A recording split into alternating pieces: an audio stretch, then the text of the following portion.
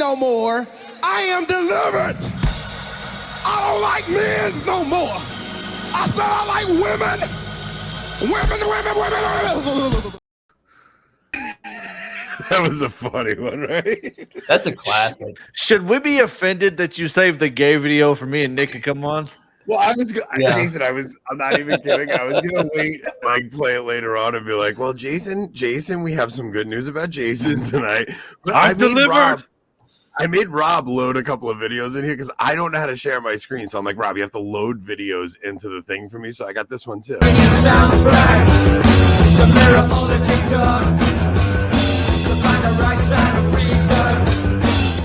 That kid rules, man. I love that kid. All right, let's see what's going on here. All right, so now I'm back in the live chat. Guys, I'm hoping you guys all like have patience with us tonight because Rob really is my tech guy. And like I usually send him 10 or 12 videos that we're going to go through tonight. And we really don't have any of those abilities. So Jason is going to be the tech guy tonight. Sort of. Jason's going to attempt to share the screen when we need the screen. Well, you gave me 30-second notice. So well, you know what it is? We were going to have Nick do it because Nick's Gen Z, and we're like, we'll let the young kid do it because he'll figure it out. And apparently Nick doesn't have a clue how to work a computer, so that's how this is gonna go. These things that are behind me, most Gen Zers don't look at anymore, and so that gives you a sign. I don't know anything. Yeah, they're real bugs, real life bugs. I actually wanted to get you guys on. So okay, so here's what happened. I knew Rob was going to be out for 2 episodes, so I'm like, all right, I'm going to get Jason on 1 episode. I'll get Enoch on 1 episode. Enoch, I had on first. So Enoch calls me and he's like, yo, I got 7 show ideas, and he's like, we could do a bracket where we find like the best Catholic YouTubers or whatever. He's like, we could do something about the kid. He gives me like 7 ideas. I'm like, let's go with the bracket thing. We'll do that. That'll be a good show. Great. Jason, all week I'm texting him. I'm like, Jason, what if we did like movies that it's okay for men to cry to? Yeah. I'm like, he goes, I don't cry. No, I said it makes it sound so worse than it is. So then I'm like, all right, Jason, how about if we do like converting under Francis, converting to Catholicism under Francis? He goes, it's fine.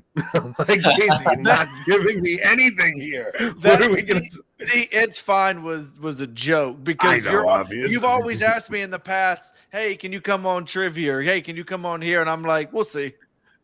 We'll see. He's like, I need to know now. And I'm like, okay, I'll let you know later. Jason loves to like break my chops to the point where I want to throw my phone at the wall. So, but I honestly, both of you did convert under Francis, right? 2018 for me. I don't know when Nick's was. Actually, it's a little bit providential. Today, on the exact day, 4 years ago, I converted. Get out of here. So yeah, 4 years like ago. You came into the church 4 years ago to the day? 4 years ago to the day. So I know, Nick, you did a show on Matt Fradd. Like you were on Matt Fradd's show. You did Pints with Aquinas.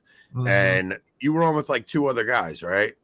Yeah, I was on with 2 other friends. There was actually a group of 4 of us 4 of us friends that converted. And so it ended up being 3 of us that went on his show to talk about it.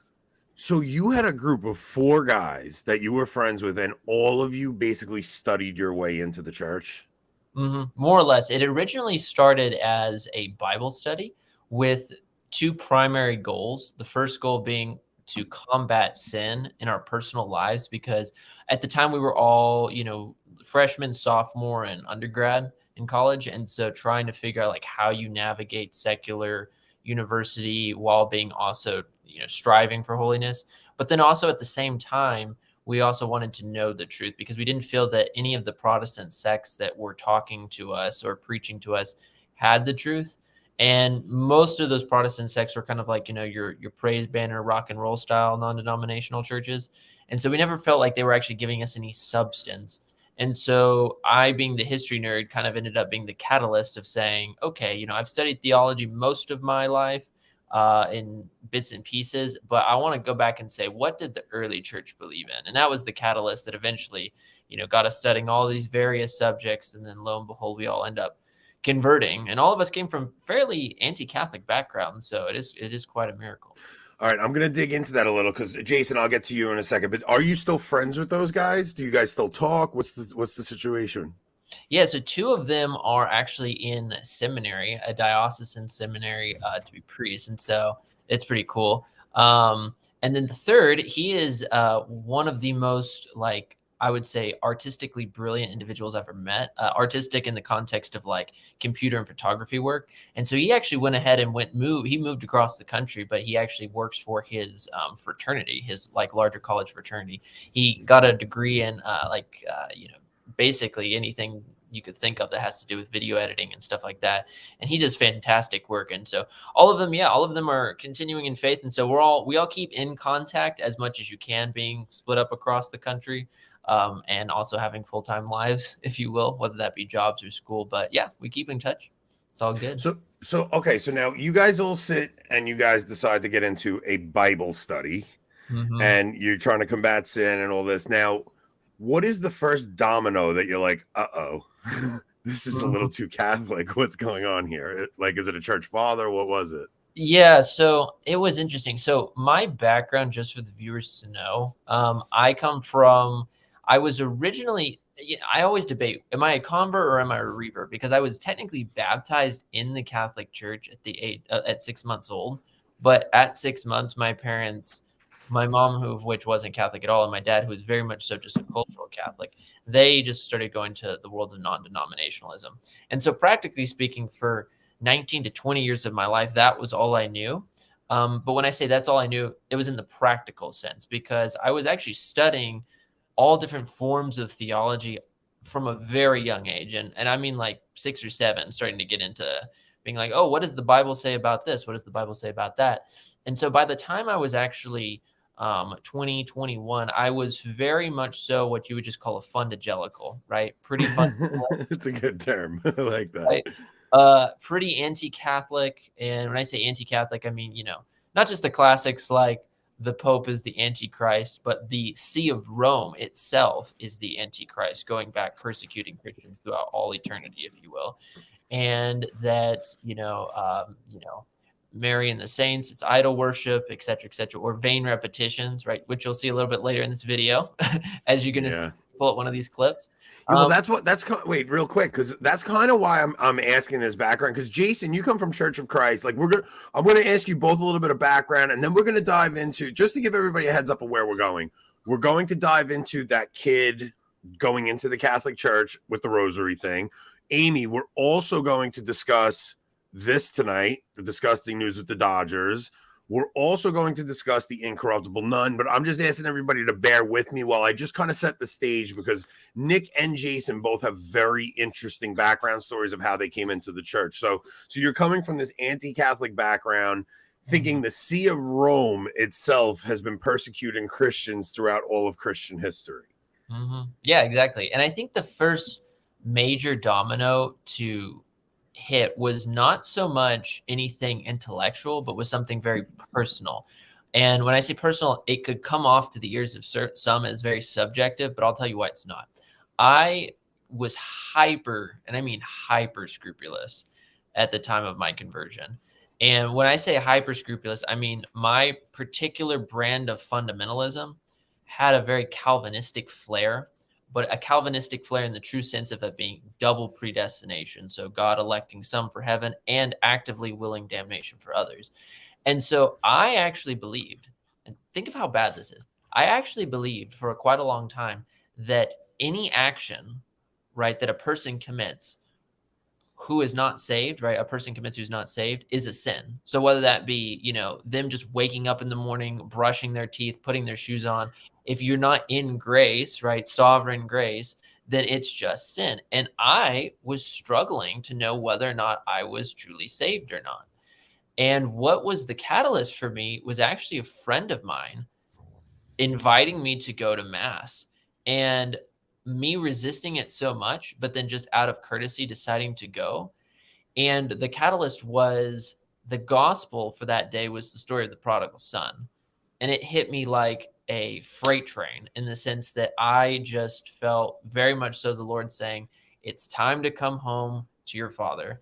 And I was like, very, very torn up about it. But I said, okay, Catholicism is true. If I'm going to hear this case, I am going to list out every single possible objection I can possibly think of, and I can think of a lot. And I'm going to go one by one through them and ask 2 questions. 1, can I find this in Scripture? 2, is this what the supposed early church believes? And it was essentially, long story short, issue by issue, getting knocked off to where I eventually got to the point recognizing that Catholicism was at least 1% true, and it scared me so much that I ended up being so nervous that I was actually like going against God's religion my entire life, that I didn't eat for 3 days.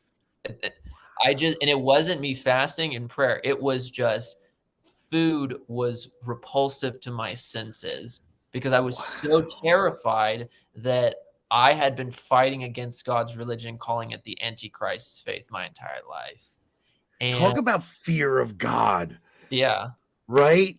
It was like, insane. holy cow, but what an amazing moment of grace. Like that, like I know you're fearful, but like that God even put it, like, so many people would have resisted so hard at that moment, but you just see this chasm of God's grace coming into your heart at this moment. And so you don't eat for 3 days. You're terrified now. What changes there? Yeah, so there was 2 things that really changed it.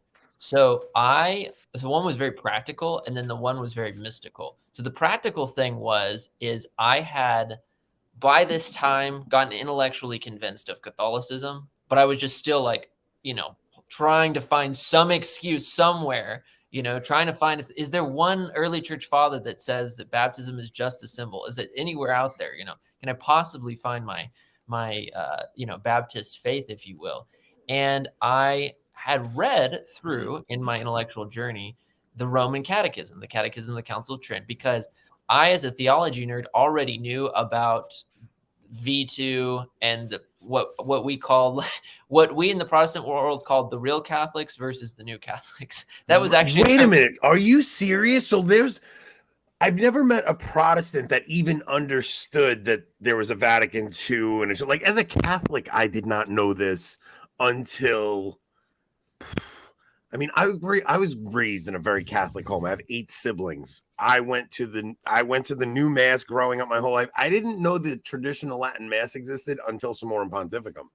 Oh, really? So, like, this is so crazy to me that you actually, oh, sorry, I hit that on accident. But okay, so you as a Protestant understood there were real Catholics and these new Catholics, like this difference. Yeah. We would say I actually heard it echoed by a Protestant pastor not too long ago online, where he said, like, we can debate, and this is what I would have called him at the time too. We can intellectually have honest and rigorous debates with the Tridentine Catholics, but the new Catholics don't believe in anything. That's James White. James White said that, right? James White and what's his name? Pastor Durbin. Doug Wilson. Pastor Doug Wilson up in the same general crowd, right? What you call like neo and old school Calvinists. So I had gone to, in total, 3 new masses right after I had read the Catechism of the Council of Trent. And I basically, by the 3rd time I went, remember praying, and I said, Lord, I know that this church believes that you are present in the Eucharist, and I believed that, this is a symbol my entire life. But I don't think anybody in here believes that you're in the Eucharist. Because I had came from, if you think about it, I'm old school conservative Protestant, Bible carrying, suit wearing, hard preaching, etc. And then you go and, classic hymn singing and things like that, congregational singing. You get used to the preacher where you say, I want a hair-legged, fire-breathing preacher banging on the pulpit. And then you show up at the new Mass and you're just like, what is all this hand-holding? And everyone's wearing highly scandalous clothing. Yeah. And I'm seeing them have communion in the hand and all these types of things. And so I was just like, I don't know if I can convert. I literally was that scandalized. I said, I don't know if I can truly convert, because what's the point of believing in that which is quote unquote correct, or at least I'm seeing this as correct, but then practically speaking, it's not lived out. So I looked up, because I knew about this again. I looked up Latin Mass in my area, right? And again, this is like a few months into looking into Catholicism. And I found where I go currently to Mass, a high Latin Mass. It was a Requiem Mass at 7:30 in the morning on All Souls Day.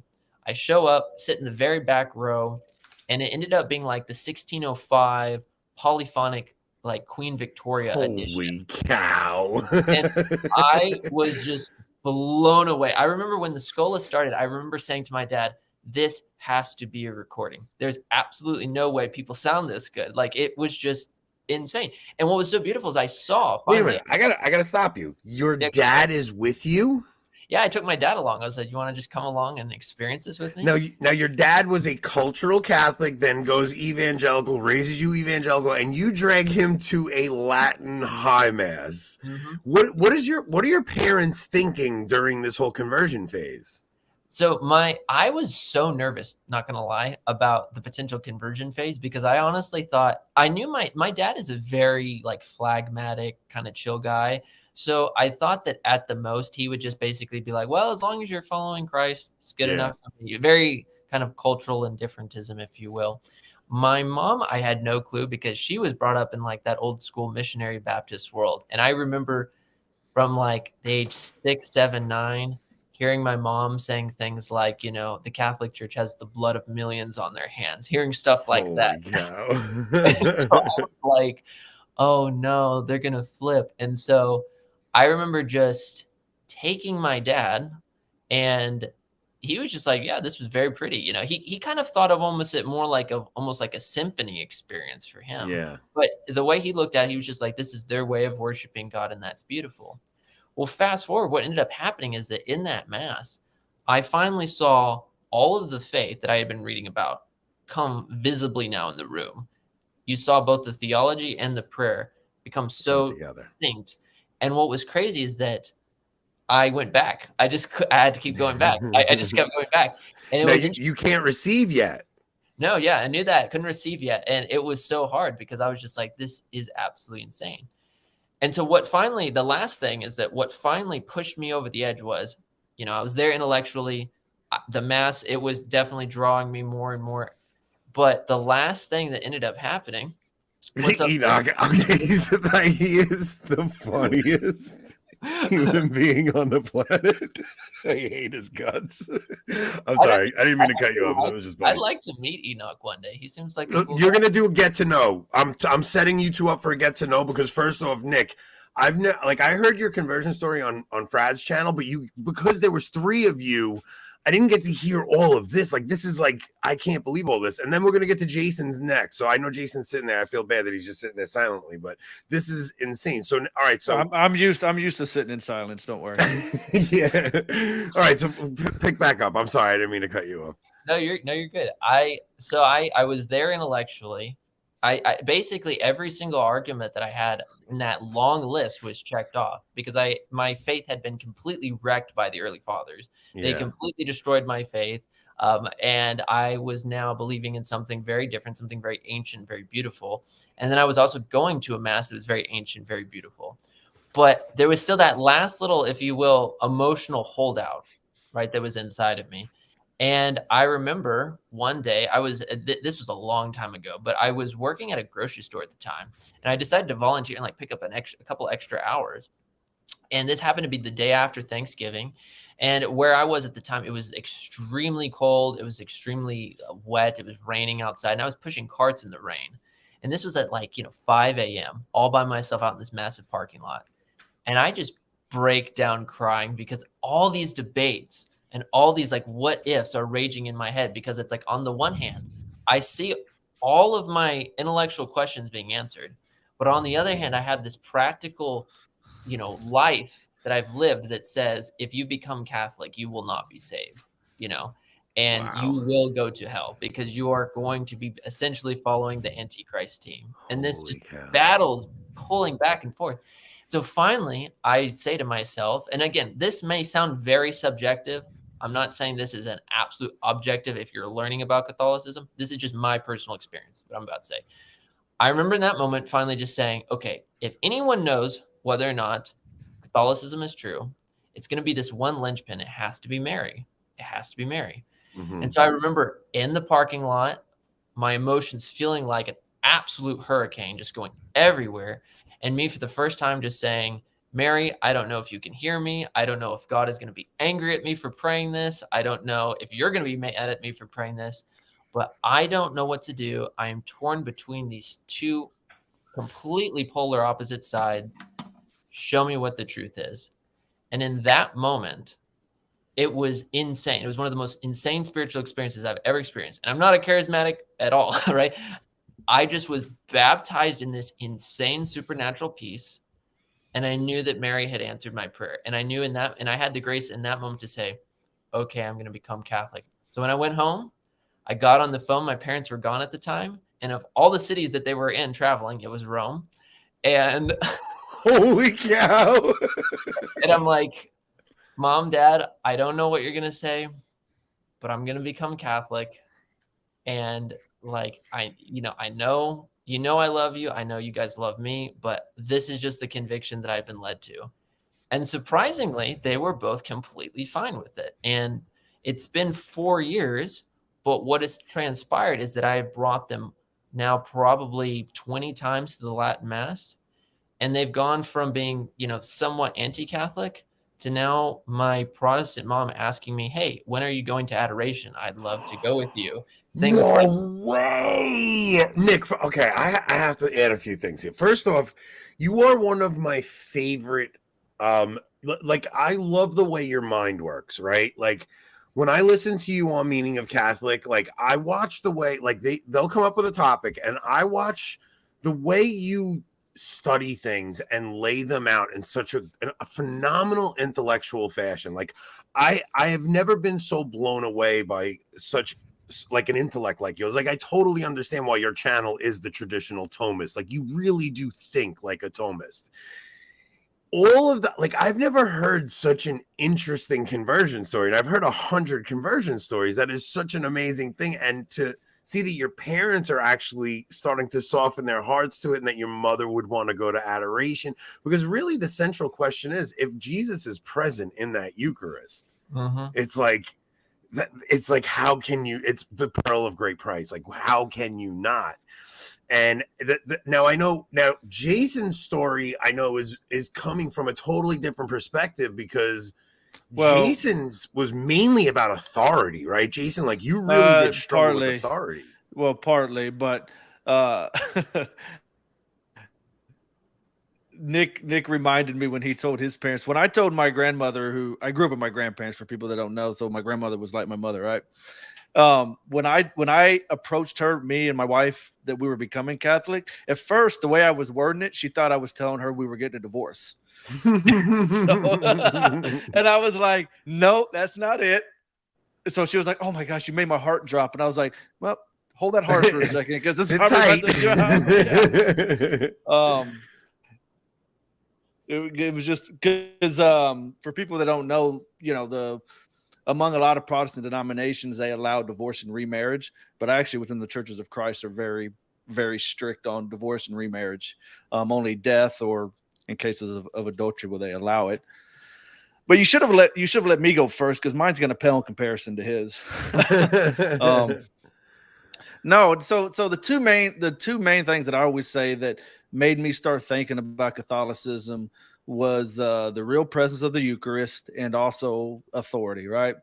So growing up, we within the Churches of Christ, you take communion weekly, and it's symbolic. However, we did believe it was required, because going back to that ancient church, we're trying to mimic, or they were trying to mimic what they read in the Bible and the way they understood in the ancient church. So that's why, for instance, they don't have instrumental musics, because there's no example, there's no command or necessary inference to use instrumental music, right? So Churches of Christ, a lot the more conservative ones, won't use instrumental music. They won't have kitchens. They won't allow you to eat in the churches. They usually don't even allow you to have weddings or funerals, because they don't believe the church building should be used for those purposes. There's no authority for it, right?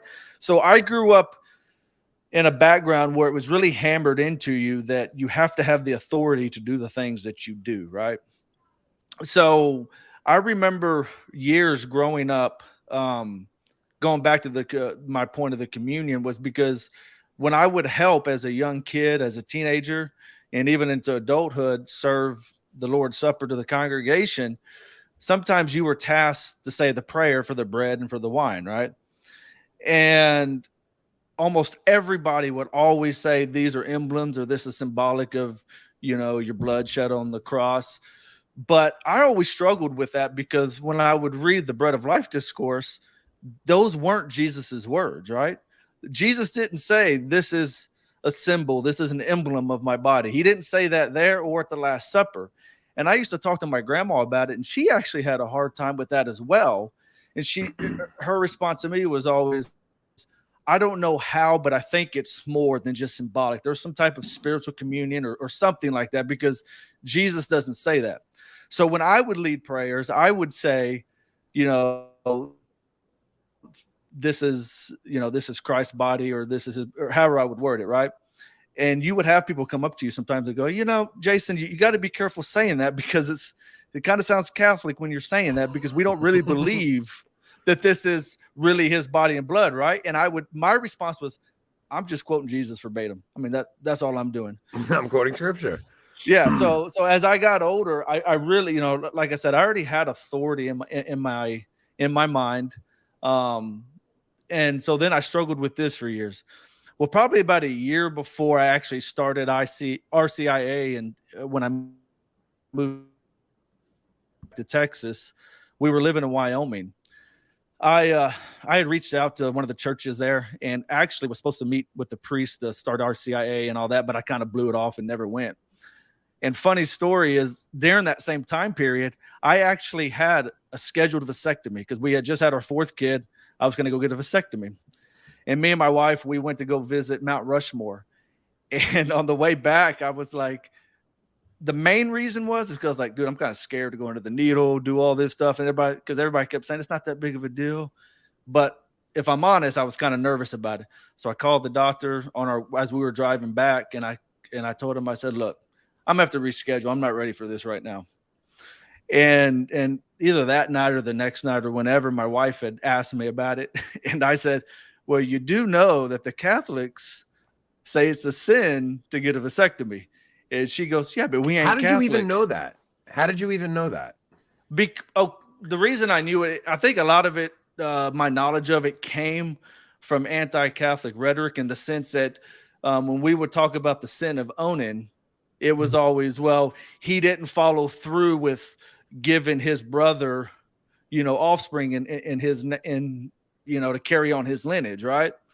But as you later, and I didn't find this out till I was actually studying Catholicism, when you actually find out, you know what the penalty for that was, as you read later in the Law of Moses? Death, the penalty, right?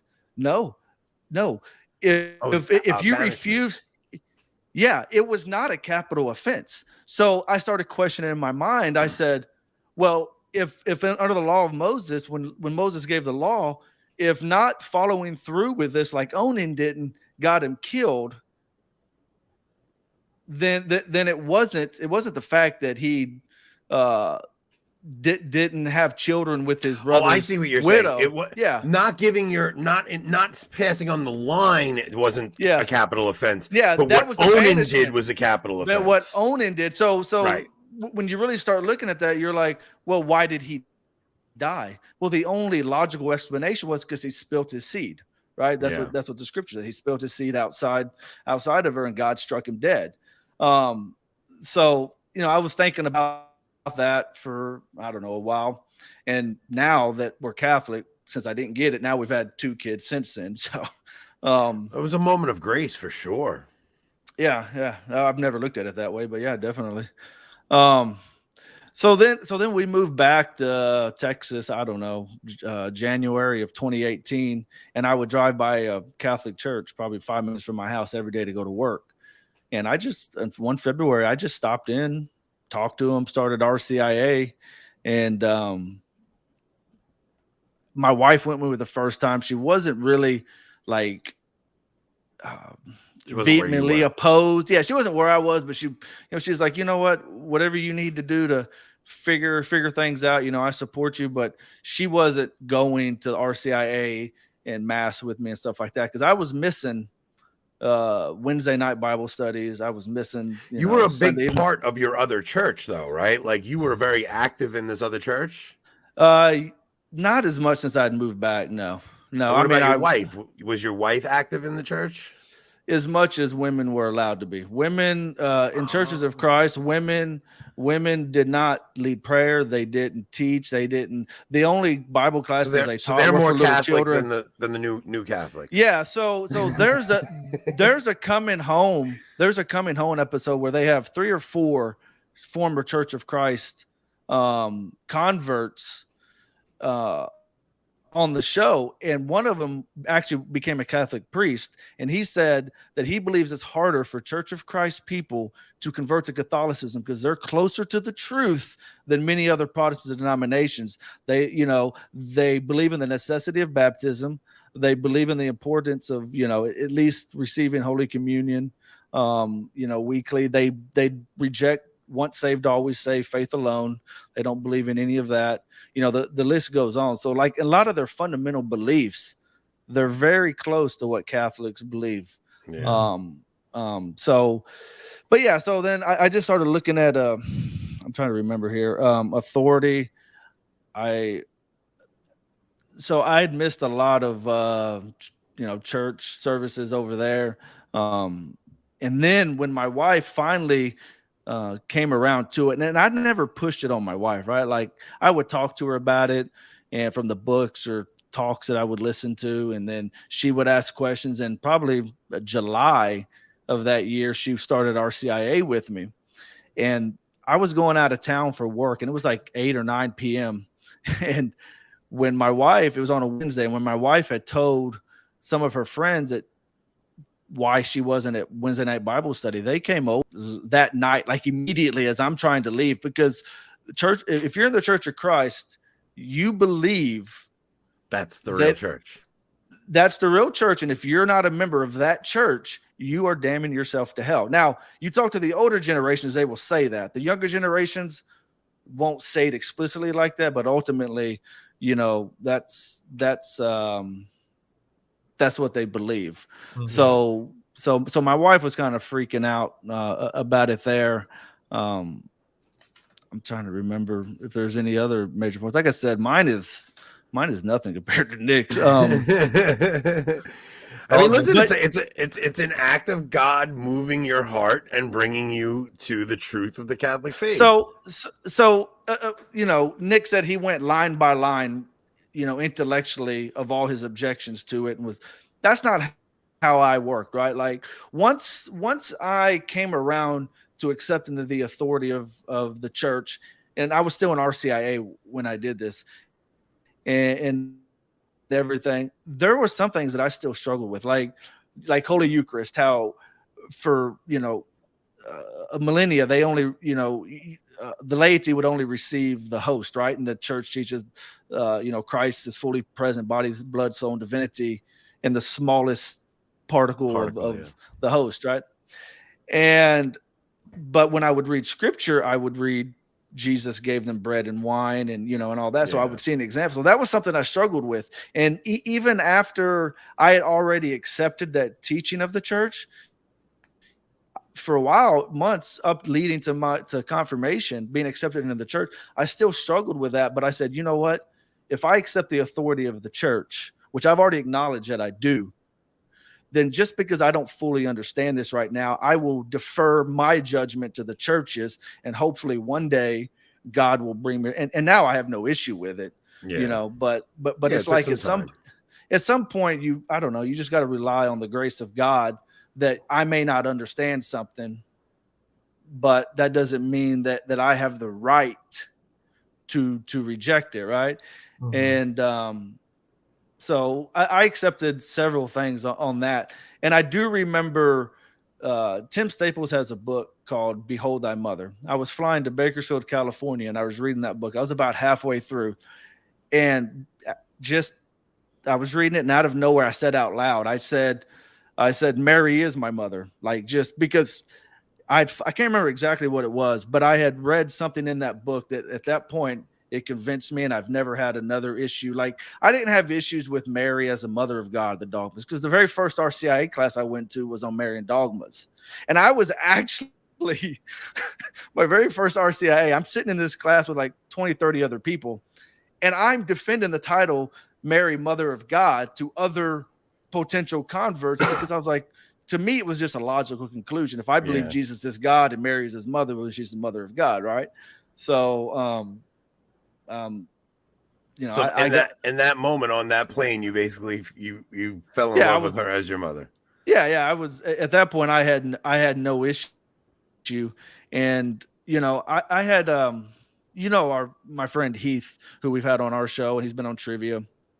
The way that I met him was because I emailed the RCIA director and I said, hey, do you have anybody that has a similar background I can talk to? Because there wasn't a whole lot that were converting that I knew. And so she put me in contact with him. He actually helped me out a lot on the intellectual side because he's very smart.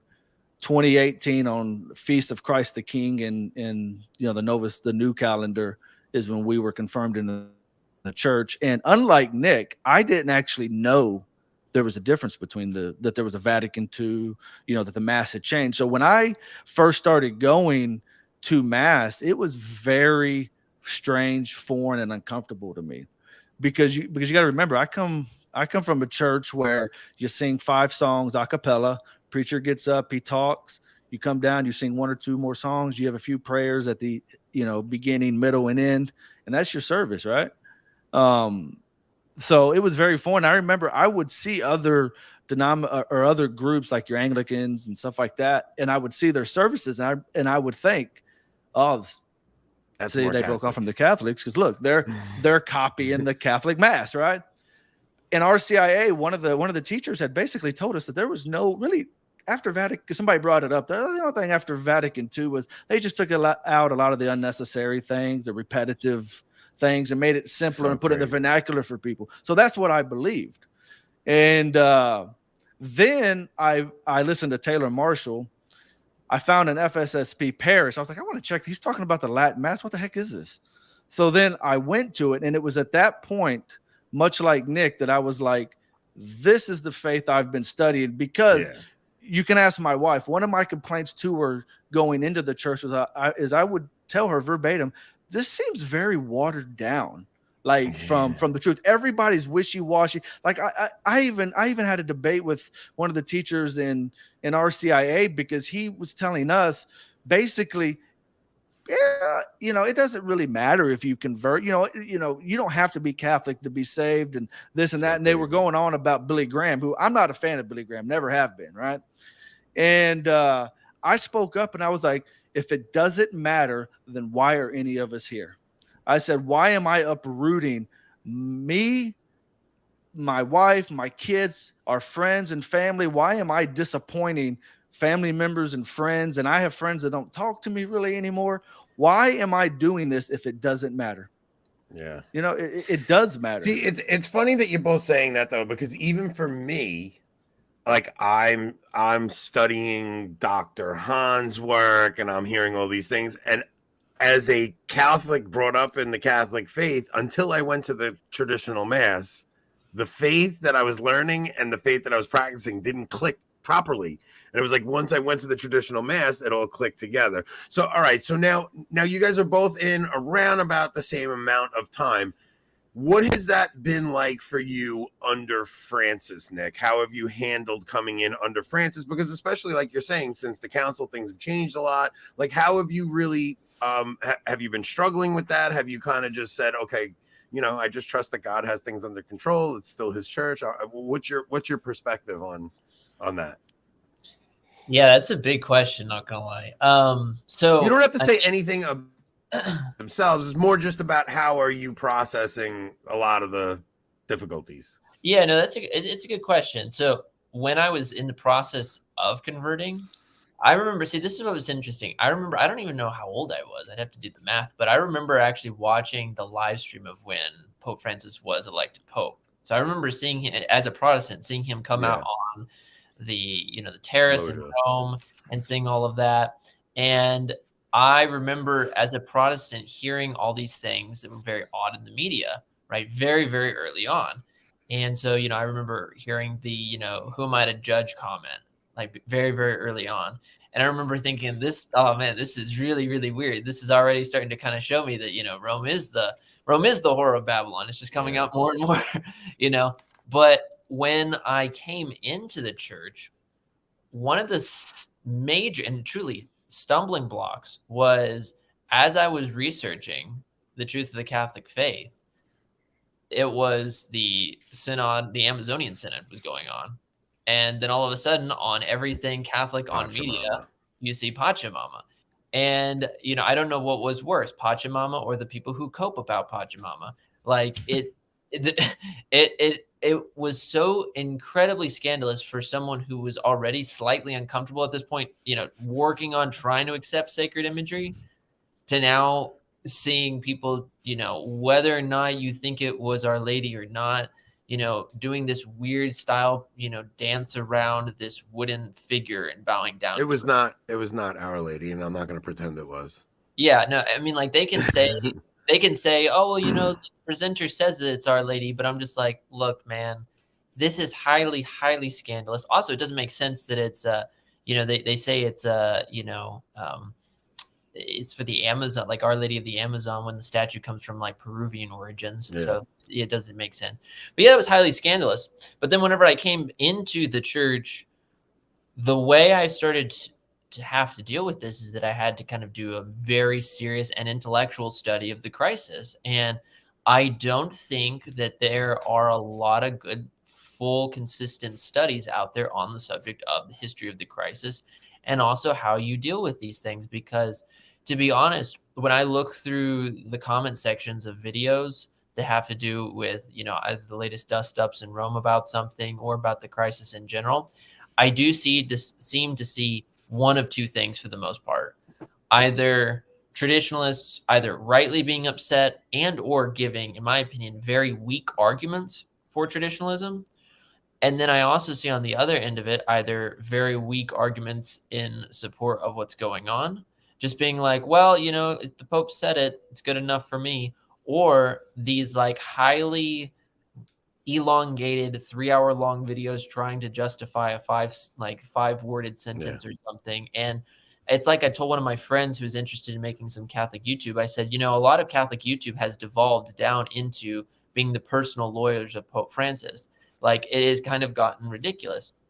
But how I dealt with it was through intellectual study. And so I think that the best way to deal with things is to really sit down and say, okay, everything that, every effect has a cause, and the effect right now in this crisis is absolutely insane. And and every cause is going to be greater than the effect. So what's the cause? And I think when you look at, for instance, the studies that the SSPX has done with their crisis series or other books that they've even just put out about that, I think you're going to get at least a good timeline of how you see Christendom being under attack in seed form from the beginning, but then it really blowing up philosophically with nominalism, Occam's nominalism, and then Occam's nominalism being propelled into religion when it comes to Martin Luther's Protestantism, and then being politically applied in secular liberalism, and then the response of secular liberalism morphs into modernism, and then into a neo-modernism, which is what we're kind of dealing with now. So the way I see it is I trust that Christ is in charge, because when I recognize how the church has always interpreted those famous lines from Matthew chapter 16 about thou art Peter, and upon this rock I will build my church, and the gates of hell shall not prevail against it. When you actually look at how does the church even understand this, the theologians, being like the class of scholastics from the year 1200 to 1700, are basically all in agreement when they say what this means is that the entire See of Rome and the entire church, right, will not be overcome with heresy 110%. But this does not mean that heresy might not come from the highest places. It does not mean that there is going to be a vast majority of Catholics who believe in a heresy. And so they balance this out. So I trust that our Lord will deal with it. And I think that people who are serious about understanding the cause of this, when they go and look up good sources, they'll be able to come to the similar conclusions and be at least somewhat, satisfied or satiated in their emotions in their mind. I was just going to add that along those lines about coming into the church during crisis, because I came in 2018, right? He is.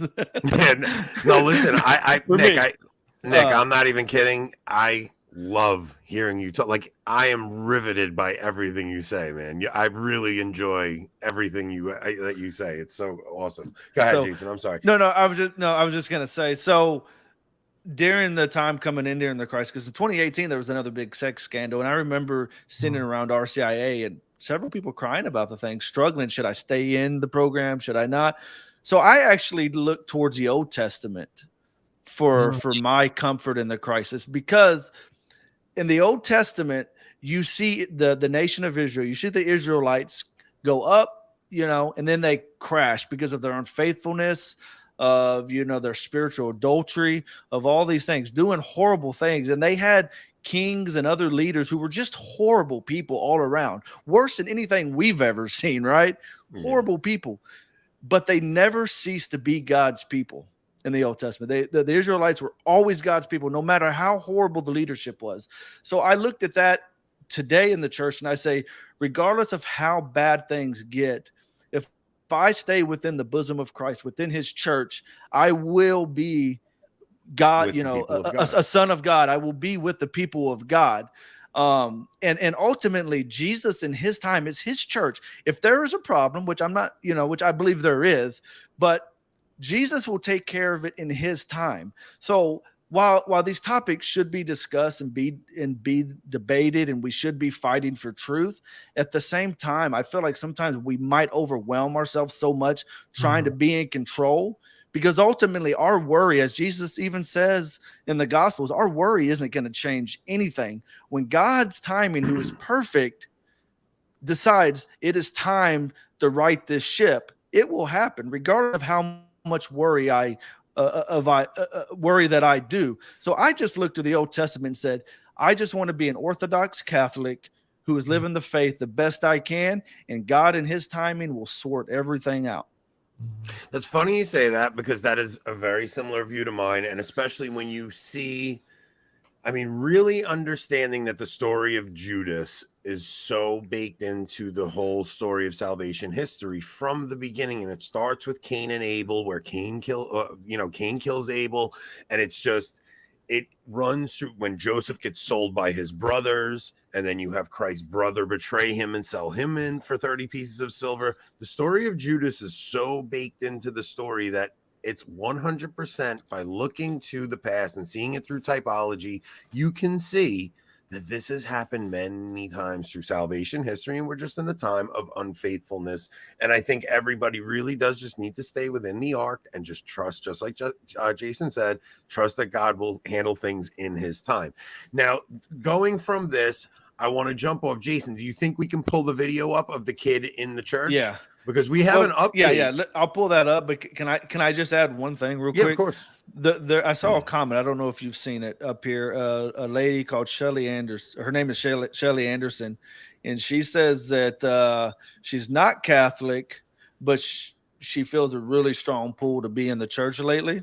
So I was just going to say, scroll up. I was just going to say, everybody say a prayer for Shelly. Oh, let me. Yeah, she's in the chat here. Yeah, scroll up. Let's see. You know what? While you're looking for that, I did want to me, it's a funny story. So I told y'all how in the Churches of Christ it's a cappella, right? First time we went to the Catholic church with the kids, they played the organ, and when they hit that organ, my son, who was not used to instruments, he literally whipped his head up and looked back, and he was like 4 years old at the time or whatever. But it was such a foreign thing to him at 4 years old that he was in shock more than I think we were that there was an instrument in church. That's cool. Shelly, this is so funny. I'm curious how Shelly found our show.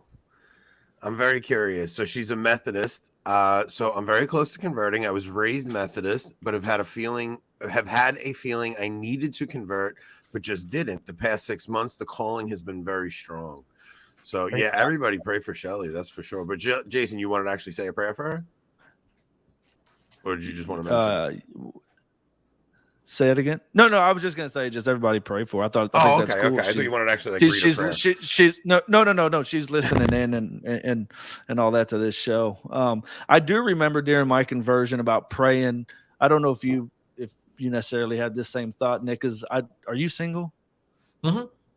Okay. Yeah. Because so when I was converting in, it was me, my wife, and 4 kids, right? So it wasn't just me that was converting. So I remember praying to God multiple times, if I am wrong, don't let me, if I damn myself to hell by leaving the true church and becoming Catholic, don't let me lead my family into damnation. I remember praying that, like, okay, if I lead myself, don't let me lead my family, because it was, I remember that was probably one of the scariest parts, is leading your kids and your wife to, eternal damnation because you are wrong on what you believe, right? Well, I'll tell you, like, so Nick mentioned his parents, right? And now how his mom will actually consider going to adoration. Like, my in-laws, every time I see this, so before we go see anytime we're going to go see my wife's family, my wife and my kids are like, Dad, please don't preach today.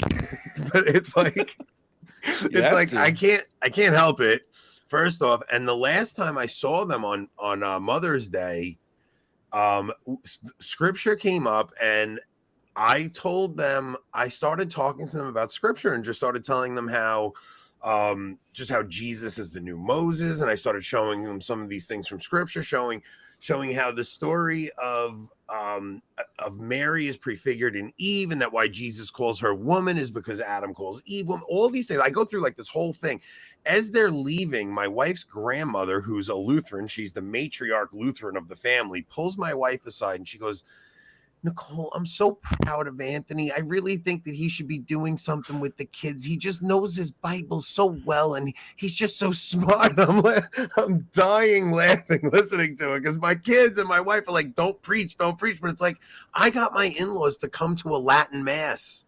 Like, they came to their first Latin mass in Manhattan, and they were like it is, it's like, if we don't at least share a little bit here and there, like, you never know what people are going to pick up on. You have to always, every chance you get, say something. Nick, I'm really going to be praying for your parents, man. I think that's pretty awesome that your mom's actually, because I think anyone that's exposed to adoration, I think they're going to eventually end up coming in. Yeah, I appreciate it. So it's funny because I have the opposite effect, right? With my family, I used to, at dinners and get-togethers, they would always ask me to lead prayers. I haven't been asked to lead a prayer in 5 years.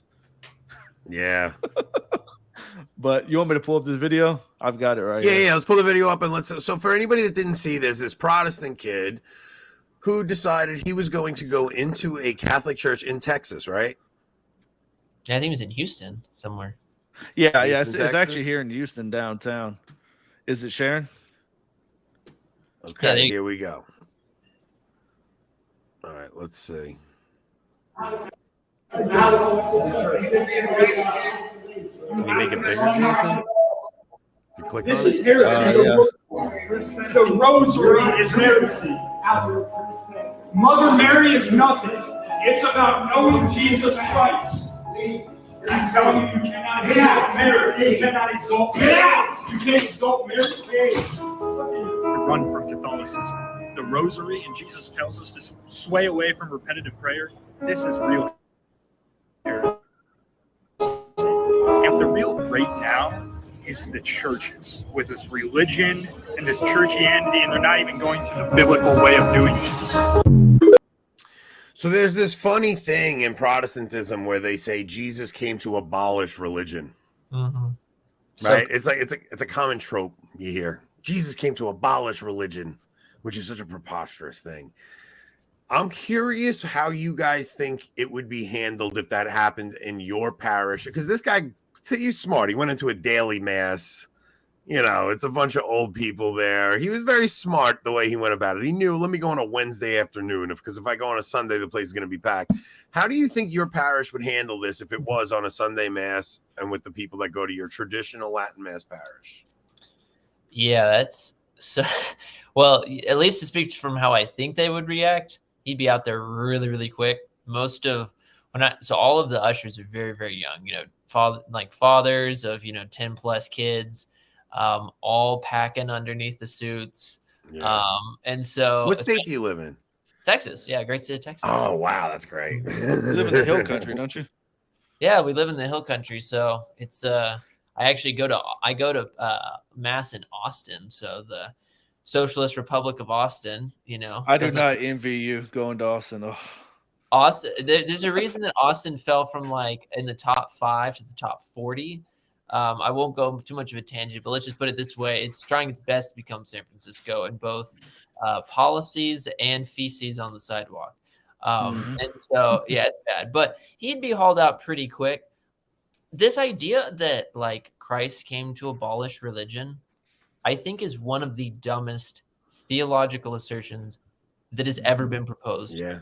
Because aside from the fact that it essentially is giving way to atheistic opinions in and of itself, the question it begs, what is religion? I remember hearing that statement it's not a religion, it's a relationship. I remember hearing that all the time growing up. But I always had this question, even as a young man. What do you define as religion? What is religion? Well, because when you go to scripture, right? Jason probably knows this. James chapter 1, verse 26 and 27 talk about pure religion before God the Father and our Lord Jesus Christ is this, to visit the orphans and widows in their distress and to keep oneself unspotted from the world. I think the reason that a lot of people hate the word religion is because they actually don't want to keep themselves unspotted from the world. They're just not being honest. But when we look at what is religion, there's a lot of different definitions. I won't try to bore you with my wannabe professorness, but no, bore us. I love hearing this. So like there's Cicero's definition of religion. There's Augustine's definition of religion. So Cicero said that basically religion is whenever a person is like rereading sacred texts all the time. That's what makes him religious. Augustine says that like what makes man religious is you bind yourself to God, right?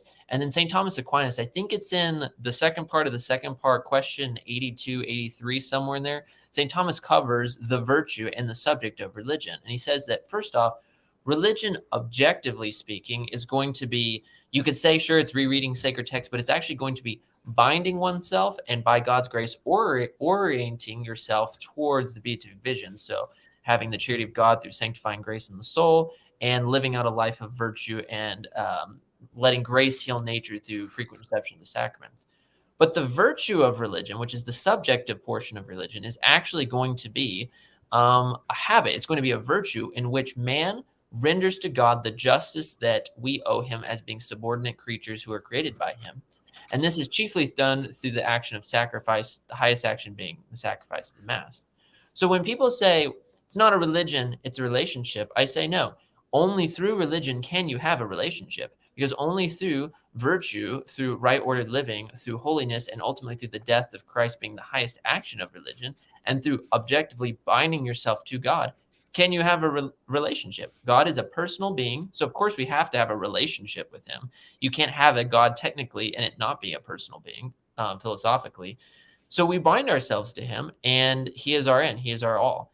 And so I think what most people mean by this is they don't want a God of rules, and they want a God that's going to, and they may not say it this way, but this is what they people know this is what they mean deep down. They want a God that they can fashion in their own image.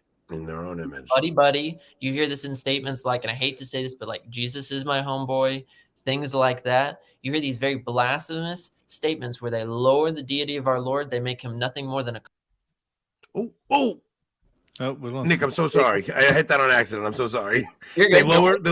You left off. They lower the deity of our Lord and make him our homeboy. Yeah. They make him nothing more than a common man, or they make him like a butler or like a bellboy.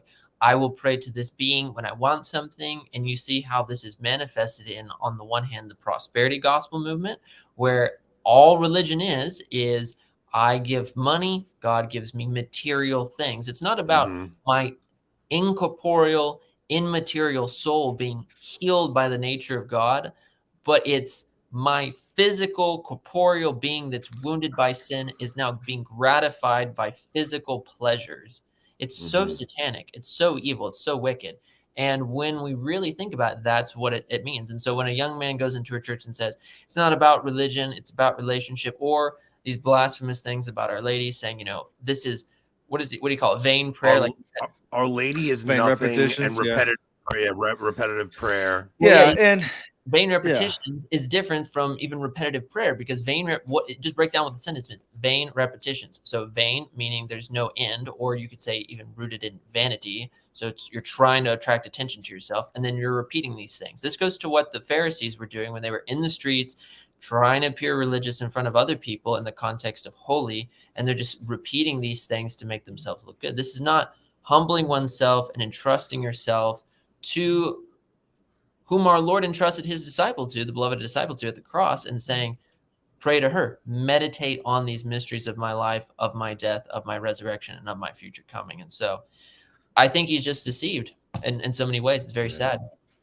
Well, see, I also think this rejection of the idea of religion, like they use it, is also, if I'm using the right word, antithetical to humbleness, right? Because I always just view it as, you say this because you feel like there's no accountability, right? There's no accountability for my actions and what I do outside of what I believe my personal relationship with Jesus is. But I don't see how anybody can read the scriptures and actually believe that Jesus was against religion. Because if he was against religion, he would not have practiced the Jewish religion. He would not have set forth, the Last Supper, the ritual of that.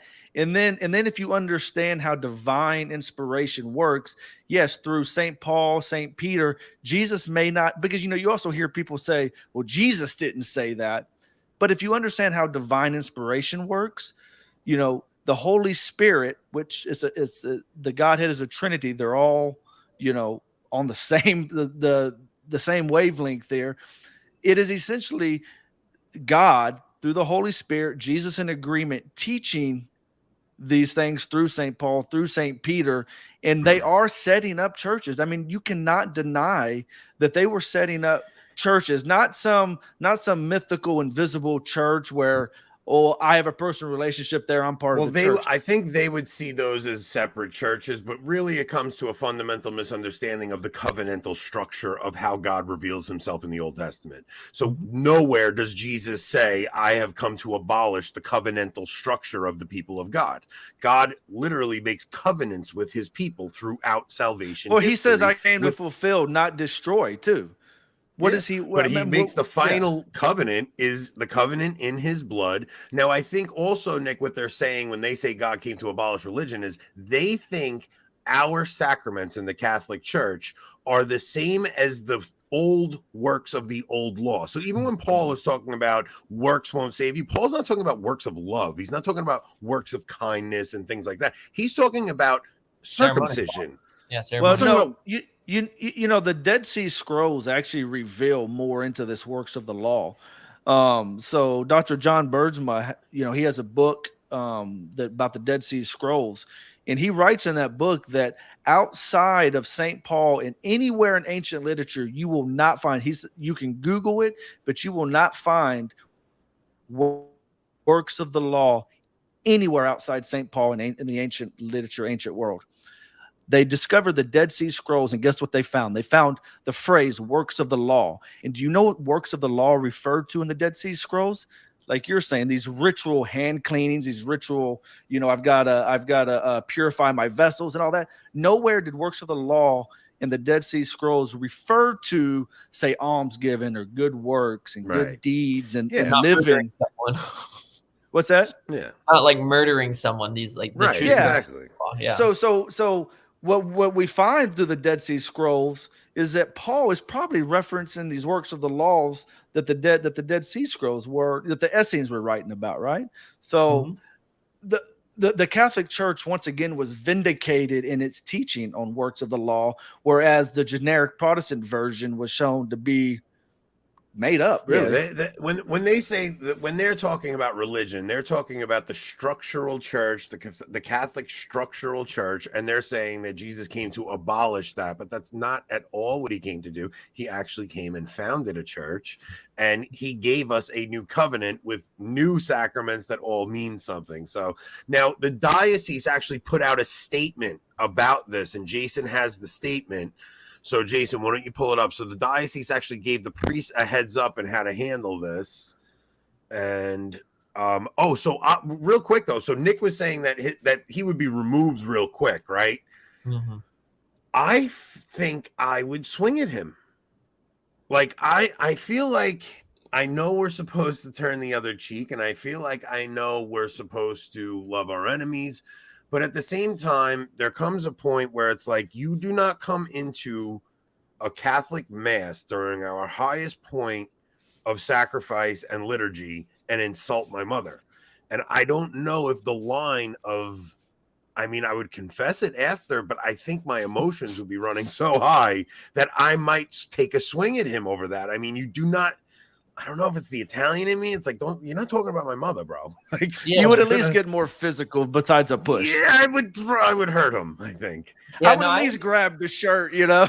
It's a good question, because it's like, with someone, you know, it's so interesting after becoming Catholic to see how your emotions really do change about the subject of Mary. Because, like, I mean, even just hearing myself of what I used to say, just being like, you know, Mary was a sinful woman, but she was amazing. Like, that sounds so bad to me, so incredibly blasphemous, and it obviously is.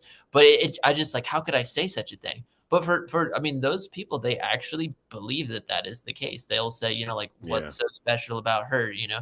And so I do think it, you know, it probably comes down to like, what is your intention? Because, you know, again, with moral theology, you have to ask questions like, you know, is the action in and of itself good or bad, or is it indifferent? Does it have a good or bad outcome? Does it, what is your intentions? What is your intellect like knowing at this moment? I think you can make a good case that it's like, yeah, I mean, if this person is coming into the context of the holy sacrifice of the Mass and he's spewing forth blasphemies, especially about, you know, God's highest created being Our Lady, then I think that I think you could make a good case of saying, it's like, you can get rid of this. It's like people even think the rosary. So I was having a conversation with somebody yesterday, and it's like, people think the rosary is just about, like, and it's a very nice thought. It's like, oh, we're meditating on the mysteries of the life of Christ through the eyes of Mary. Yes, it is that. It's also about having a relationship with Mary, though. And what happens is you fall in love with her as your own mother when you pray the rosary, and you actually are spending time with her. And it's like you really do fall deeply in love with her, to the point where on a filial level, I love Mary as much as I love Jesus. I know Jesus is my Lord and Savior, and I know Mary is not. But I don't love, it's like being asked to choose which one of my parents I love more. I love them both on an equal level. Like, I have more of a fraternal love for Mary, because I really do see her as, I mean, I've been praying that Hail Mary since I'm a child, you know? So it's like, I think as a convert, it might be a harder thing for you guys to grasp that too. But it's like, the Hail Mary has always been, whenever it's like that end of the Hail Mary where it's like, pray for us sinners now and at the hour of our death, has just always been something where anytime I've been in trouble in my life, I remember driving in and getting in a car accident, and as the car was coming, getting a Hail Mary in before the accident hit, you know? And it's like, if there's something so, like, I would take such deep offense that if somebody insulted Mary to me, that especially in the context of the Mass, somebody came in saying that, I don't know if I would be able to control myself and not take a swing. And it leads into the other story of what they're doing at Dodger Stadium, right? I just wanted to add, Anthony, that I wouldn't, even in my Protestant days, I would never think of Mary as nothing. Now, I may not have venerated her or held her in the respect that I had, but knowing Scripture itself, I don't know how any Protestant in good faith can say Mary is nothing, right? And ultimately, when you think about the Protestant understanding of Mary, and this is what I believe, I think the understanding is actually quite disgusting, because ultimately you're saying that God used this young woman as a vessel and then just discarded her like she was nothing once he achieved his purpose. It's really quite disgusting. And this guy, this Rick Foley or whatever his name is, he really reiterated that point when he says Mary is nothing. So he views God that basically he used and abused her and tossed her to the side. And it's quite horrible when you think about it. Well, Richard says, what would Mary want you to do in that case? So I heard a lot of people saying, this is a wonderful teaching moment. You guys could have catechized him. And it's like, no, I don't think you could have. But I think if I knocked it. I think if I knocked his teeth out, that would have been a good catechetical lesson. Like, don't come back into a Catholic church and talk about our mother. No, like you that. also like, have to know your you also have to know your audience. He did not come in with a heart to open dialogue, right? No. And Jesus says, "Don't cast your pearl before swine." Right. So I don't think I would have tried to dialogue. Listening. No, he was not interested in dialogue. And I think I could have taught him a lesson. Like, this is a line you don't cross with Catholics.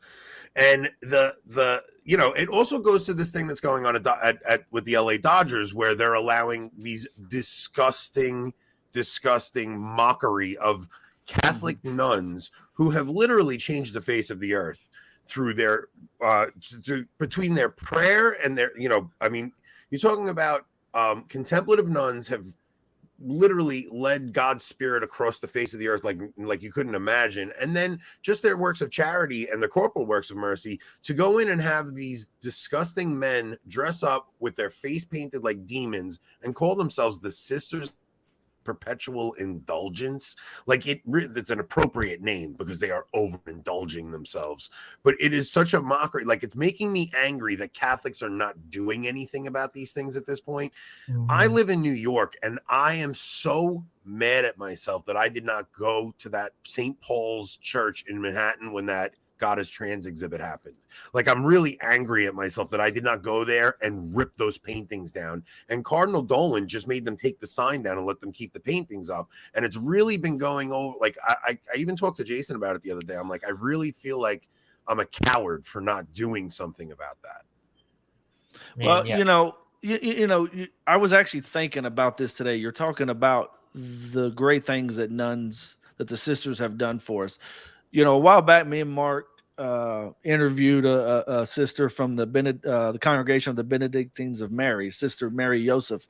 And I remember the biggest takeaway I had from that, listening to this sister talk, she just piety, holiness just poured from this woman. And it was like, and I remember thinking, and I was thinking about it today before the show, no matter how horrible we are as laity, and that, people make excuses. Well, I'm not going to be Catholic because of so-and-so. Well, don't look at us. Look at how pious and holy these women are. And the fact that you're mocking them is actually quite infuriating because, like I said, I mean, you don't get better than most of these nuns.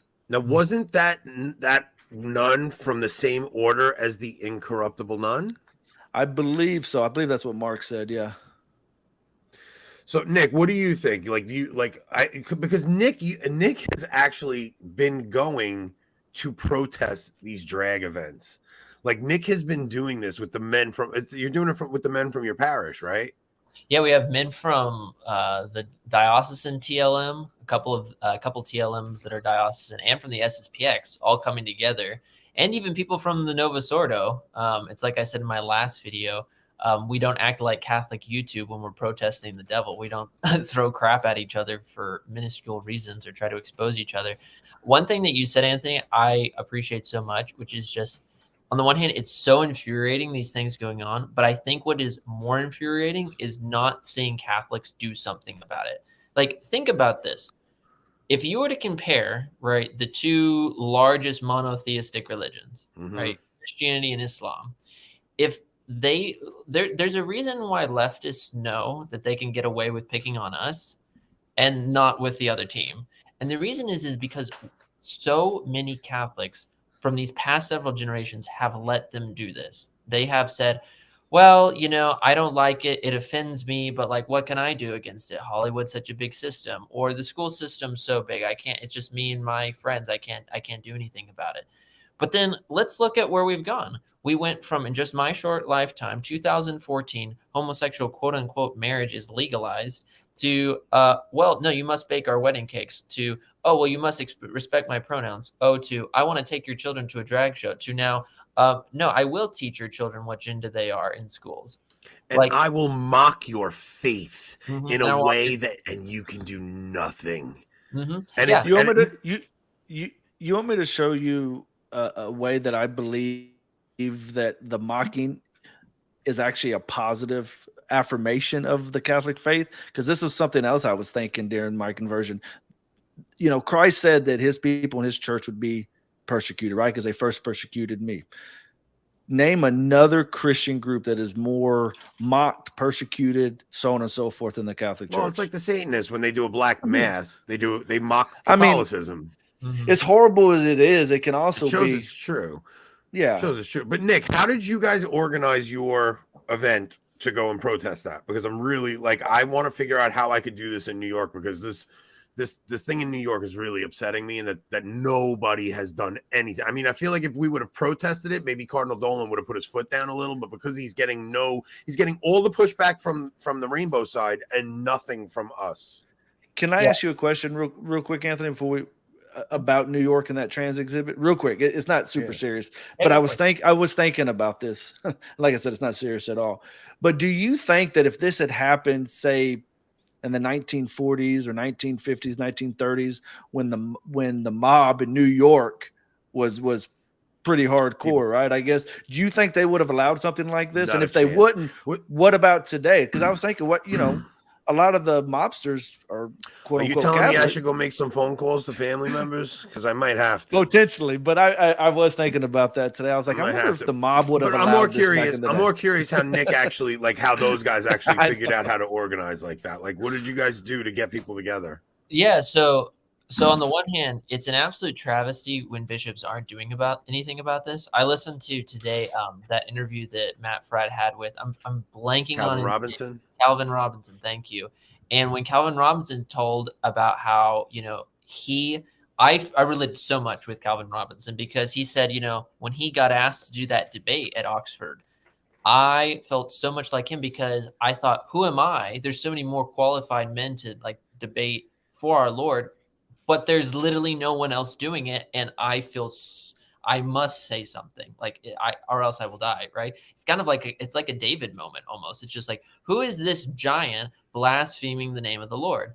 And so how I felt in this situation was, I don't see anything going on. Calvin Robinson said he emailed or called every single Catholic bishop in the United Kingdom, and none of them came. None of them came, and that's something that, according to 1 Timothy chapter 3, as well as Titus chapter 2, a bishop is supposed to lead his flock into all correct doctrine. And so by just not saying anything or just asking, well, can you take a sign down? That's not being a good shepherd. So what we did was, and I'll give you guys the practicals, because it's really not that hard. It's really not that hard. What we did was we saw there was a drag show that was coming to one of our small Texas towns near where I live, New Braunfels, Texas. And it was being hosted by this Protestant sect. It's the United Church of Christ. It's not Jason's group. This is Obama's denomination, right? And this drag show was, quote, family friendly, whatever that means. There's no such thing. Yeah. There is no such thing. And it was, what's interesting is that it was particularly Satan themed. Right now, it's satanic in and of itself, but it was Satan themed. So, you had transgenders dress up as the devil, have pentagrams, inverted crosses, and they were literally dancing on an image of the crucifix. That's what they were doing. And this is in a quote church. This is one thing I even told, shout out to Mr. Tim Flanders, right? Great guy that he is.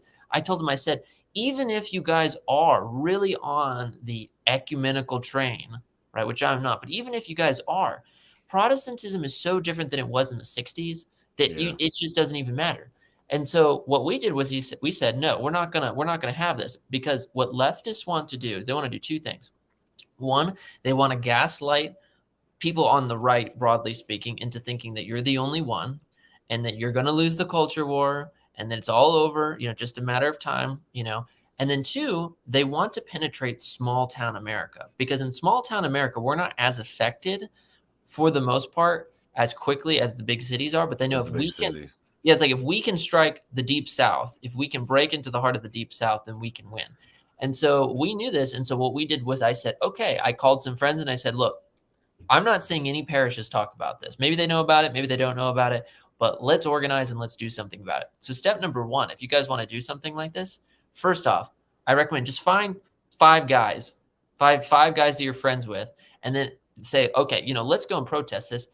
All you five guys, this is what I want you to do. I want each one of you to call five other guys, right? And I want you to get as many guys as you guys can down here. Then what I want you guys to do is I want you to bring flags with you, and Christian flags. I want you to bring signs that say stuff like, Christ is King, or perversity is not diversity, or, you know, in our case, like Texans believe in moral values, things like that. Bring a bullhorn and protest as close as you can to the event, right? Know your rights, so know where to go and where not to go, right? You don't want to go storming into their building per se, but know where to go and where not to go, and do that. And then what you can also do is social media is the printing press, right? So what we did is we just went online, found their advertisements, and we sent them to some of these like conservative groups in Texas that mainly focus on fighting against the perversities in schools and these drag events. And so what they did is they posted it up. So our event, our Catholic event, we ended up getting about 40 to 50 people. The groups, though, that came in total were about 300 people from around. Oh, that's amazing. Yeah, 300 people. And they were from all over the state. And what was amazing is that after that, like I think it was 2 weeks later, you guys might have seen on my last video, Satanists show up, right? The quote Church of Satan shows up in San Marcos, Texas, right? Literally like 20 minutes up from New Braunfels. Yeah. And what they're going to do is they're going to do a satanic invocation, right? Calling upon the devil in a mock sense, right? They're mainly trying to mock Christians. And what we decided to do is I was like, well, we're not going to tolerate it, right? Evil does not have the right. Like we in this American framework have been gaslit and brainwashed into thinking that what rights mean is it just means as long as you're not hurting anyone, you have a quote right or legal allowance to do X. But that begs the question, where do rights come from? If you say society, then you obviously cannot say like Mustache Man did anything wrong or Che Guevara did anything wrong or anything like that. It has to come from the first cause, the uncreated one, right, from God. Yeah, and in the Constitution, what does it say? We hold these rights to be self-evident that all men are created equal by their creator, right? So we believe that these rights come from God. Yeah, exactly. So when we show up, what we did was it ended up being us. The TFP came out, America Needs Fatima. TFP, for those of you guys who don't know, Tradition Family Property, great organization. And I saw Catholics from all around. Now, this is what was interesting. The city hall was less than 100 feet from the Catholic Church, right? The local Catholic church in town. And we had, you know, SSPX people show up. We had diocesan TLMs. We had Nova Sordo people show up. The priest wouldn't show up. The priest wouldn't show up. The priest, though, that did show up, right, all the way far away, and he's very sympathetic to tradition, right? He's not a traditionalist priest, but he comes. And so what we did is that we surrounded the building. We prayed all 15 mysteries. We prayed the 7 penitential psalms. We even prayed, I think it's called the devotion to the Holy Face, where you're specifically praying imprecatory prayers. So we were praying imprecatory prayers toward the devil. A friend of mine, he brought a bunch of relics. So we took a relic of the stone of St. Michael the Archangel. The priest blessed the building. We took a relic. God bless that priest that came. Yeah, it was amazing. We had a relic that had touched a relic of the Holy Cross and of the Holy Lance. And when the Satanists came out of the building and we like held these things up, they literally fled. They just fled. And so when the protest was over, I counted, there was probably about 400 of us in total, right? Mostly Catholics, about 99% Catholic. There were a few Baptists that showed up. So I guess shout out to the few Baptists that decided to show up. And what ended up happening is that we blessed the building with holy water. We put blessed salts in all 4 corners of the building. And there was only 2 counter protesters the whole time. And I said this yesterday on the Meaning of Catholic morning show, but it was funny because one of the protesters, I think, was trying to make a sign that said, honk if you love Satan, trying to mock our sign that said honk if you love God. But they misspelled Satan and they ended up spelling honk if you love Santa. Which is funny. And so we went over to try to witness to them, and they ended up fleeing, just shouting, you know, we hate men. And we were like, well, I thought you were empowered women, like, you know, but yeah, no, they fled. And so basic point of what I'm saying is it's very easy to organize. Contact your friends, right? Make posters, put them around your parish, right? Or around other parishes that you think are sympathetic. So it's like, I don't know everything about New York, but here's what I do. So Anthony, you got a diocesan TLM and you got an SSPX chapel. Yeah, we have That's two diocesan TLMs and SSPX, and then we have one of the greatest diocesan Latin Mass parishes in the world, which is in New York City. And I am in on every one of these parishes. I know people at every one of these parishes. I know all the priests at these parishes. I'm figuring something out, and I am going to do this. Do that. What you do is what we did is we contacted the priests, and so with the traditional priests that they went along with us full stock and barrel, they just put it out on messaging websites like FlockMe and things like that, so the whole congregation knew. And so we had dozens and dozens of people showing up. So just do stuff like that. Definitely bring flags. Definitely think about, like, if you're going to lead it, what you guys want to do. So definitely pray the rosary. Think of some good chants like Christ is King. Think of some good signs that you can carry. But then when you're done with all these things, write your bishops, maybe if this is in the context of a parish, complain to the priest and use scripture and be like, this is what your job is. And we come to you in fraternal as sons, right? In filial charity towards you. Your be job, our fathers. Yeah, you are supposed to be our fathers. You would not want us, I would hope anyway, as physical fathers. I'm not one, but as a physical father, bringing in wickedness into our homes. You would hopefully chastise us for bringing in, impure videos or impure images or whatever into our homes. You are bringing this into the temple of God. This is like the Old Testament bringing a statue of Baal into the temple of God and saying, we endorse this, right? Or if I'll put the Baal statue here. I just won't say anything about it. But whatever, we'll just see what happens from this. Like, it's insane. So do something about this, and you'll get it done. Nick, I can't even tell you how excited I was to watch your videos on your channel, guys. If you're not subscribed to Traditional Thomist, go over there. He has a whole video of this event. It's really an amazing video to watch, and you just see all these men come together, and it's like I really that video convicted me so much that why have I not made any effort in my diocese with some of the filth that goes on in New York? And I really am I'm going to take that as a cue to really, I have to, because I know so many good men at these parishes, and I know if somebody just takes the lead, all of them are looking to do the same things as I am. And it's like, and we even have a few priests. I know one or two priests that I think will jump at it and say, come on, let's do this, So I think we're even fortunate in that aspect. One of the priests at our parish a few years ago, they had a black mass, and I remember he went out there and led prayer and the rosary and stuff right across the street from it. So yeah, I mean, there definitely are priests that are willing and brave enough to do these things. Mm-hmm. Yeah, that's what's needed. We have to start doing stuff, guys. Like if you guys have a close knit parish, start talking to each other. We have to. I'm not saying get physically violent. I'm saying we need to start making our voices heard, because there's no meeker crowd than the Catholics, and they walk all over us, and we do nothing. We do nothing. And vote. I'll say this real quick. I see so many trads, or just Catholics in general. They're so black-pilled about voting. And this is one thing I've been saying in my videos of late. That's exactly what leftists want. They want you to not vote. They want you to stay at home. What you guys need to do is be proactive and say, who are we going to put on our city council? Who are we going to put on the school board meetings? Conservatives, the normie right needs to wake up. And what they need to do is they need to realize so much of this change that we don't like that's taking place, we are literally allowing to happen. We're not protesting and we're not voting. And so get involved in your local scene. And then also, even with national politics, right? We got some pretty heavy hitters, right, coming up in this next election, right? I'm a huge political guy, right? We got Trump round number 3. We got a DeSantis looks like he's jumping in tomorrow. You guys may not like them. You might loathe them. But let's be honest. They're way better than anything else that we've been getting over the last 3 years, right? Yeah. I personally don't like – I personally like both of those candidates. And so I'm like, look, go vote for them. Do something. The point is I just don't want to see Catholics acting like our father Adam, allowing the snake to come into the bride and just tell her all of these false stuff. And I'm just going to sit by and be like, I'm going to wait till the bride gives me the apple tea. And then, she was the one that you get. Basically, when the Lord returns, are we just going to turn around and point the finger at the church and be like, she was who you gave me, Lord? I don't know what to do. Wow. That's wow. Oh, man.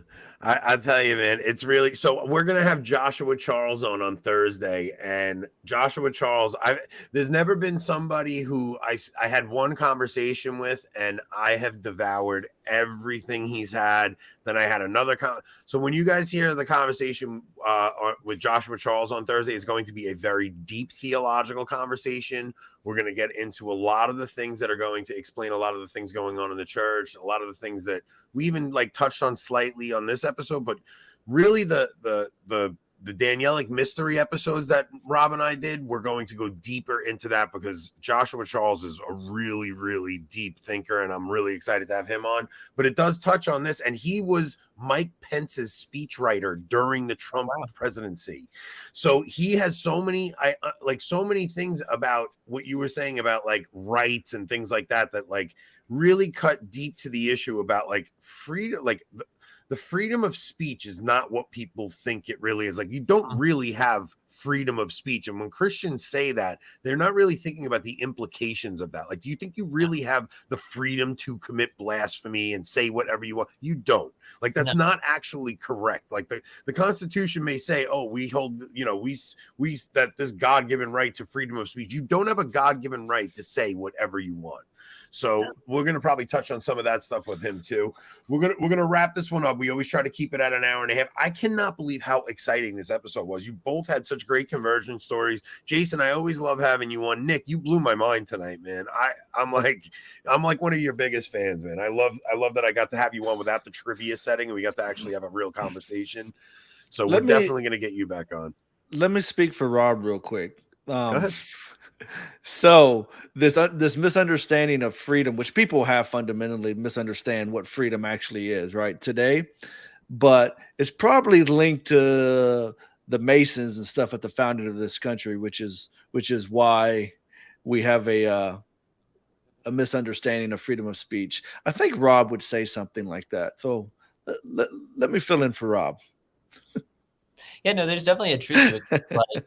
It's like, what do you mean by freedom of speech? Short answer is it's just Thomistically speaking, according to how the Catholic Church understands it, God only gives you the right to do that which is morally right. So when I say, like, when someone says, for instance, like, I have a right to speech, my question is, what do you mean by right? If what you mean by right is a moral allowance to do whatever you want, absolutely not. And Catholics would get on board with this, because if I was to say, do you have a right to lie? They would maybe be confused and say, well, what do you mean? Like, you don't have the right to tell falsehood. You have the ability to because of free will. Yeah, right? exactly. But you don't have the right to. And again, like, rephrase in the context of, say, abortion, right? Or homosexual acts. You should be like, well, do you have the right to those things? No, you have the ability because of free will. You should not do those things because you don't have a right to do those things. You only have the right to do that which is morally right. And well, going back to Rick Foley, the guy that ran into Annunciation Church and was spouting blasphemies against Mary and stuff like that. It goes to what you're saying. Yeah, he had the ability, but he didn't have the right to say those things. Mm-hmm. Yeah, 100%. Yeah. There was one time Father Mitch Pacwa was debating. He was debating a couple of Protestants about Mary, and a Protestant was accusing Father Mitch Pacwa of blasphemy because he was saying, this is blasphemous. It's idol worship. And he kept saying things about Mary. And Father Mitch Pacwa snapped back. He goes, you better watch that. You're not guilty of blasphemy. Because he was saying a little crazy stuff about Mary. And I never saw Father Mitch Pacwa get so angry like that. And I loved him ever since he did that. Like, I really saw he got angry and visceral about it. It's like, guys, she's our mother. We need to defend her.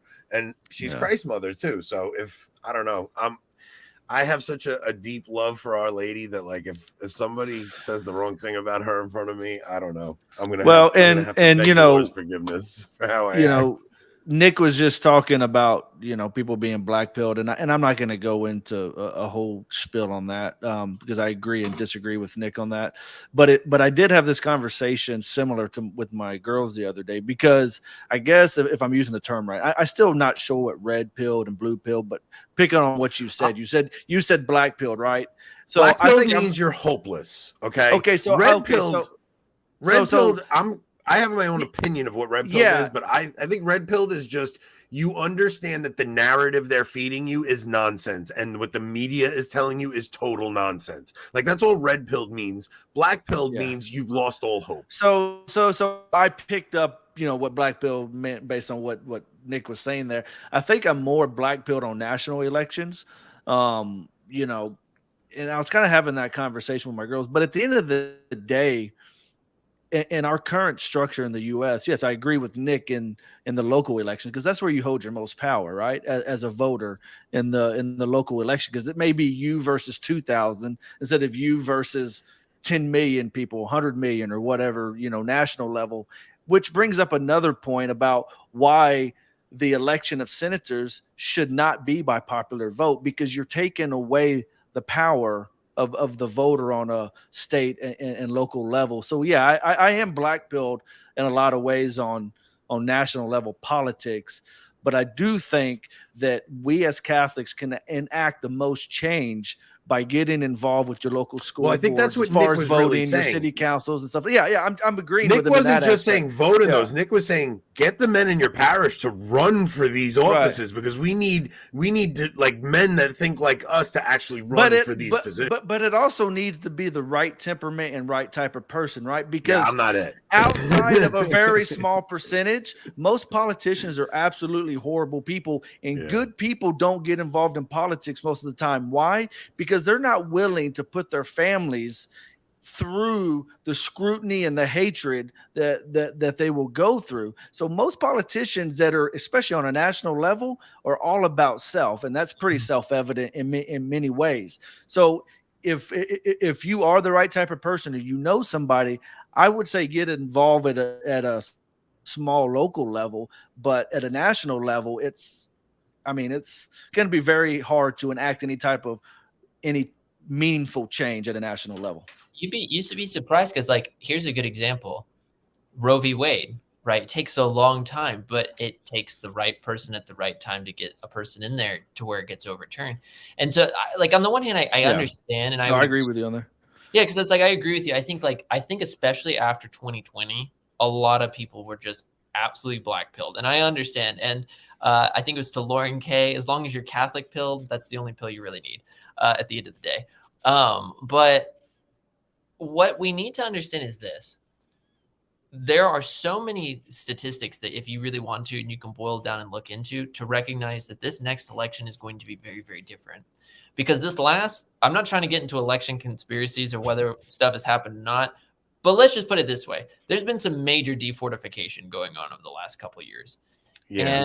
And the reason, and I have literally zero authority or influence to say, like, who you should vote for, or, like, give my opinion. Like, maybe one person out there would be swayed by what I'm going to say. But I really do think that what we have potentially in 2024 is going to be a catastrophic or a amazing resurgence type of election. Here's the reason why. Either we're going to stay home, right, and just decide to do nothing, what good men have been doing for a long time in local elections and local issues like we've been talking about, and the forces of evil will triumph, or we can put candidates in there who can actually make a difference. And what I'm seeing in the GOP, what I'm very happy to see, is that I'm actually starting to see a more authentic strain of conservatism being infused back in there, but a style of conservatism which says we need to just burn these things down. So this is what I'll end with, at least on the politics level, so I don't bore you guys with. One of the main reasons why I'm actually really excited to see potentially if Trump was to get reelected is this one reason. In 2020, in October 2020, he signed an executive order called Schedule F, which essentially gives the president the power to fire any bureaucrat, any elected bureaucrat that he wants. Now, the great, wonderful Catholic president that we have now, right? He is a good Catholic.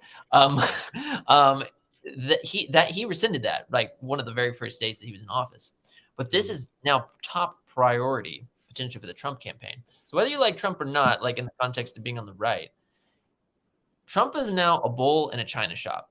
Oh, for sure. And we have a dark. I think he's the only candidate that would fire everyone because of what they did to him. No, I agree. And that's why I'm like, that's why, like, on the one hand, why I like some of DeSantis's policies, I also have a lot of friends who are saying Marshall 2024, and I understand that to a degree.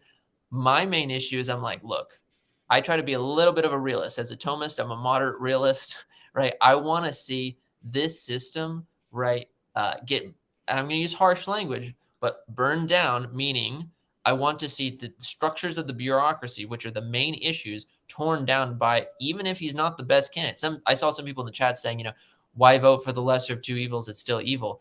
Evil by what standard? If it's by that standard, we would vote for nobody because we all have sin, right? The idea with this is that we need to put at least a candidate who can be a bull in a china shop in there, go in and wreck everything, like just completely demolish a lot of the problems that we've had and do something better. I'd at least like to vote for that and try to get behind that than just sit at home and say, well. A little bit of hope is Arizona today, the legislature passed a law. They will no longer use electronic voting systems at all. So then Katie Hobbs tried to veto it. The legislature overrode her veto. So Arizona 2024 has paper ballots. These are the things you need to do. And that's why local elections have consequences way more than you can ever imagine. You get all these conservatives in on the local level and they can override the governor. So really don't think it's hopeless. And so I want to just tell everybody what the pills are. Red pilled just means you don't believe a thing out of the media and the narrative that they're feeding you. You know, everything's nonsense. The black pill is you're hopeless. And the white pill is you have hope. So those are the three pills. We got to be white pilled people that we have hope for the future, and be red pilled because you know everything's total nonsense and you're awake and you're not, drowned out by the narrative of the Matrix. So it's the red pill and the white pill are the good ones. The black pill is hopelessness. But you have to. Oh, Jason, so sorry, real quick. like I said, so I guess back in the day, I was very involved in politics. I mean, I was very much in the Mises Institute, the Austrian School of Economics. Yeah. I was very into libertarianism and all these things. And when I went to college, the only thing I found interesting was politics. So I said, well, I'm gonna get a political science degree, which, by the way, if anybody's thinking of doing that, it's a completely worthless degree. Don't waste your time or money. But I was very, very into it. But I guess the reason that I've been black pilled, and I'm not saying, and I agree with you that there was some good that came from the previous presidency. I'm not going to deny that some good happened, but when you look at the trajectory, right, on a national, and I'm talking about this on a national level here, we keep saying, well, we've got to vote for the person that most aligns with us. Even if they don't align with our beliefs, they're closer to us. So we still got to do that. But the trajectory has been like this since I can remember. I'm 41 years old, been like this. It may go like this and have a little up, but it's still like this. So I can see why people think, black pilled, myself included, because it's like on a national level, 2020 just messed us nothing up, has changed. Even before 2020, like we're voting, we're doing the things that we say. And I've always been real big back in the day. If you don't vote, you can't complain. And it's like, why not? Like I voted and the exact opposite still happened. So I can complain whether I vote or not. I think local elections are the way to go, guys. Local elections if you're going to get involved, yes, definitely it has to be your local election, because those are, like you were saying, Anthony, those are going to be the people that are handling your election ballots, that are handling all these things that add up to a big thing. So I think people focus too much on national politics versus our local politics. I think that's one of the biggest problems in this country. And another reason, again, that you need to repeal what amendment is it that changed let women vote? The 19th. We have to get rid of that. No, definitely. Yeah, 100%. I agree with you, Jason. Women should be voting. This is a great way to end the show. What was it that changed it to the direct election of senators? Was it the 18th? I don't know. I just want to get rid of the 19th. That's the only one I'm worried about. Let's see. And also, while we're at it, we should really take away women's right to drive. Women shouldn't be allowed to drive. They shouldn't be allowed to vote. These are real problems that our society is facing. Let's be the Christian Saudi Arabia. It's fine. I'm not saying that far. I'm just saying, listen, women are dangerous behind the wheel, and they're dangerous at election and machines. They can't These ride are horses. Real things. They can't ride horses. All right, I'm cutting you both off because I do have to go. My wife. One more thing. Strangle me. It was the 17th Amendment. 17th Amendment. There it is. There you go. Okay, there you go. Yo, I had so much fun with both of you tonight, man. This whole show went so fast. Like, I really could sit and talk with you guys for 3 hours, but I have to wake up in like 4 hours, and I don't know how I'm going to function tomorrow. Guys, thank you so much for watching. Please hit like, subscribe if you guys aren't subscribed yet. Go check out them. I didn't even talk about our locals or anything tonight. I don't care. This is a really fun show, man. If you guys, either of you want to cut, he's making so much money on locals that he's not even worried about it. Me and Rob haven't made. I think we made $80, and we haven't even gotten paid for it yet. But if you guys, either of you want to take segments of this and put them on your own channels, feel free. Take whatever you guys want. I think this is a really good conversation. So I would actually like it, both of you, if you just put the whole show on your channels, just to expose each other to each other's audience. That would be a good idea. No. So I enjoyed it. Thank you guys both for Thanks coming on. the... What was that, Jason? No, I was saying I appreciated Nick's discussion, and thanks for having me on. Nick, you are brilliant, man. You are probably the most underrated thought leader or thinker out there, or whatever. So, guys, if you're not subscribed to Nick's channel or Jason's channel, go to Tradmen, go to Traditional Thomist, and check them out. And I'm gonna try to figure out how I'm supposed to actually do the outro here. Wait. We can't just do the outro. Wait, don't go nowhere, because first Jason told us something tonight. I'm not gay no more. I am delivered. I don't like men no more. I said I like women. and then this is my favorite. Trapper made it happen again. Look at it. We got a fire department out here again. Cuz they always going down somewhere. Cuz all on crackheads over there. Cuz I had an accident, man. I hurt my homeboy, man. My homeboy got to go to the hospital. Cuz look at this shit, cuz. Cuz we suing, cuz. Cuz we suing, cuz. We don't care, cuz.